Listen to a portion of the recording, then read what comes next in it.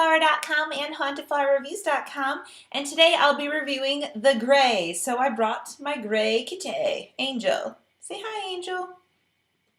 Grey stars Liam Neeson as this rugged man working out in Alaska whose main job it is to snipe wolves so they don't attack people who are working on the pipeline. With that job, you would assume him to be some sort of expert about wolves, and in the first part of the movie, he does reveal his knowledge of wolves, and you would think that these men would have survival skills, but not as many as you'd think. I'm getting ahead of myself.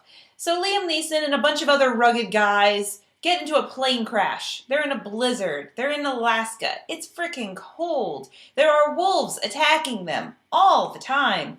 And they're trying to survive, and needless to say, group members are getting picked off because they're just not very good at it. Bear Grylls would be so disappointed in the performance these gentlemen put on. I mean, one simple task of attempting to fashion some snowshoes would have helped them out immensely as they struggle in the snow. They don't even use the tactic of trying to follow in the guy's footprints ahead of you. Why would you make it harder for yourself? When they do come up with a somewhat awesome way to try and fashion weapons to fight against the wolves, they only use it once and then leave those weapons behind.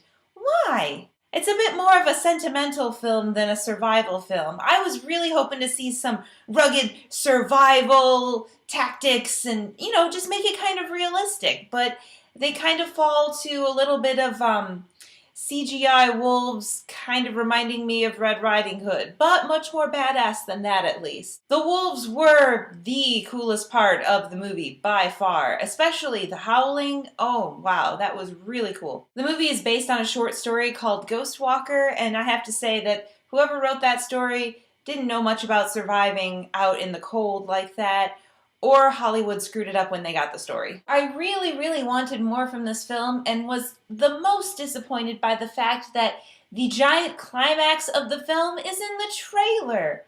It never gets better than that moment.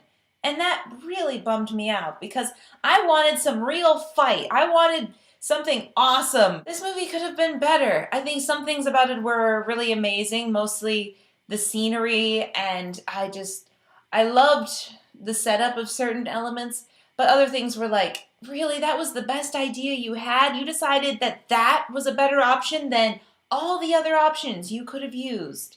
So disappointing.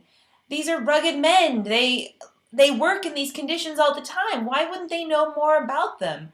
And Liam Neeson is there. He's supposed to be a badass. What happened? So anyway, The Grey might be better than some other movies this weekend, but you can definitely wait to rent it because it was a little bit of a disappointment, and I was really looking forward to it.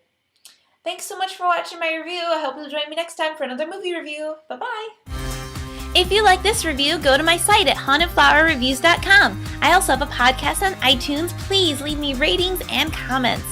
Also, we have a store, hauntedflower.com, where you can find the best online apparel and accessories from movies, TV shows, anime, and more.